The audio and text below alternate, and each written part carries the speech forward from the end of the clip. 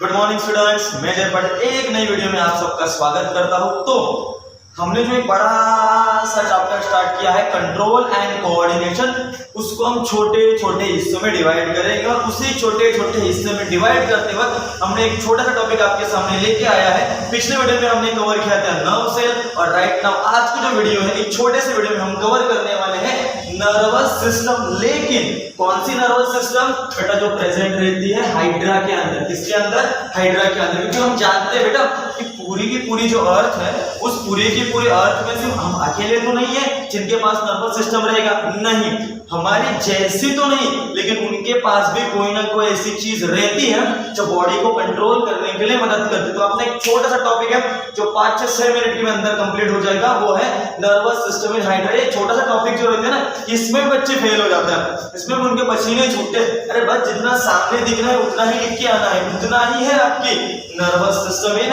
Hydra.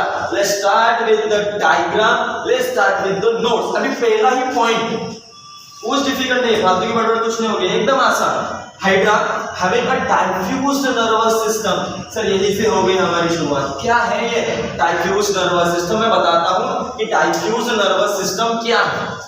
अभी आपने ना किसी लड़की को देखा होगा, मतलब बहुत सारी लड़कियों को देखा होगा, ऐसा कुछ नहीं, लेकिन जब वो कंघी से अपने बाल को घुमाती है उस वक्त उस कंघी के ऊपर ना बालों का एक घेर आ जाता है, तो वो कैसा ऐसा गुंता हुआ रहता है, उलझा हुआ रहता है। तो आप अगर ध्यान से इस हाइड्रा के नर्वस सिस्टम को देखेंगे, गौर से अगर आप इस हाइड्रा के नर्वस सिस्टम को देखेंगे तो आपको कुछ उसी तरह उलझा हुआ नर्वस सिस्टम दिखाई देता है। ऐसा सीधा सरल नहीं है, कैसा है? उलझा हुआ नर्वस सिस्टम है। तो डाइफ्यूज का बच्चों सिंपल सा मीनिंग क्या हो जाता है? उलझा हुआ, एक धागे सा उलझा, मतलब कुछ इस तरीके से उलझा हुआ जो स्ट्रक्चर रहता है वो किसका होता है? नर्वस सिस्टम का। किसके अंदर? हाइड्रा के अंदर। तो यही पॉइंट हो गया, पहला पॉइंट इधर क्लियर हो गया कि हाइड्रा के अंदर डाइफ्यूज नर्वस सिस्टम रहती है। इसका आसानी से एकदम मीनिंग रहता है कि ऐसा गुंता हुआ, राइट, थ्रेड लाइक स्ट्रक्चर का।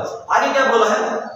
Having to simple nervous system. अभी जब सिंपल देखो, सिंपल का एकदम वर्ड टू वर्ड मीनिंग समझने का। सिंपल का मीनिंग क्या रहता है बच्चों? एकदम साधा। ऐसे अपने अंदर आप चले जाओ तो ब्रेन रहता है, स्पाइनल कॉर्ड रहती है, सेंट्रल नर्वस सिस्टम रहती है, पेरिफेरल नर्वस सिस्टम रहती है, खाने की नर्वस सिस्टम, दिखाने की नर्वस सिस्टम, ये नर्व सेल, वो न्यूरोग्लाइल सेल, ये श्वान सेल, वो ओलिगोडेंड्रोसाइट, ऐसे बहुत सारे नर्व सेल जो रहते हैं अपने बॉडी के अंदर प्रेजेंट है। न्यूरोग्लाइल सेल अपने बॉडी के अंदर प्रेजेंट है और इस नर्व सेल को, न्यूरोग्लाइल सेल को मिक्स करने के बाद बनती है अपनी नर्वस सिस्टम। तो इतना झंझट आपको इस पर्टिकुलर हाइड्रा में नहीं दिखाई देगा। एकदम सादी सी बात है कि ये जो नर्वस सिस्टम है इसके अंदर आपको सिर्फ 2 ही सेल दिखाई देंगे, इसीलिए इसको बोला है सिंपल नर्वस सिस्टम। कितने सेल से बनी है? सिर्फ 2 सेल। सर कौन से 2 सेल? जो आपके सामने लिखे।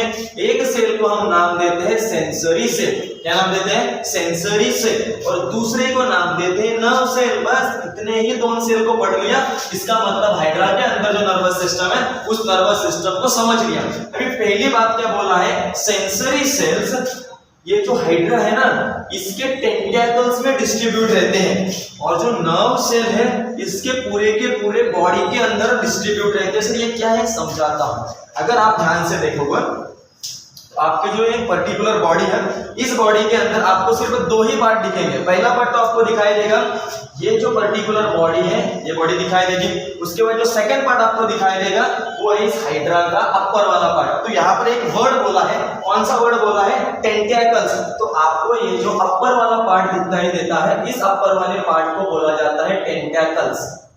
क्या बोलते हैं? टेंटेकल्स। पहली सेल का नाम क्या बोला? Sensory cell. एकदम आसान सा वर्ड है कि टेंटेकल्स के अंदर, मतलब आप ये जो इसके बाल लाइक स्ट्रक्चर को देखोगे, हेयर लाइक स्ट्रक्चर को देखोगे तो इसके अंदर आपको जो सेल मिलेगी वो सेल कौन सी सेल है? Sensory cell. और साथ में इसकी जो बॉर्डर रहती है, इस बॉर्डर में भी ये वाली जो सेल रहते हैं, ये वाले सेल डिस्ट्रीब्यूट रहते हैं। तो सेंसरी सेल का एकदम क्लियर हो गया कि अगर आप टेंटेकल्स के बारे में देखोगे, फिर टेंटेकल्स को देखोगे तो इसके अंदर जो सेंस करने के लिए सेल रहते हैं उन सेल को क्या बोला जाता है? Sensory cell. उसके बाद सेकंड सेल कौन सी है आपकी? Nerve cell. अभी नर्व सेल जो तो हमारे अंदर गई, लेकिन एग्जैक्टली अपने अंदर जो जिस प्रकार की नर्व सेल है उस प्रकार की नर्व सेल इसके अंदर नहीं, थोड़ी सी उलझी हुई नर्व सेल रहती है। अगर आप ध्यान से देखोगे तो आपको जो बीच के बॉडी में जो उलझा हुआ स्ट्रक्चर दिखाई देता है पूरे के पूरे हाइड्रा के अंदर, उसके अंदर कौन सी सेल है, नर्व सेल है। तो बस दो ही सेल होगी, एक सेंसरी सेल जो इसके टेंटाकल्स में डिस्ट्रीब्यूट है और दूसरी नर्व सेल जो इसके बॉडी के अंदर डिस्ट्रीब्यूट है। अभी लास्ट पॉइंट बच गया है नर्व नेट।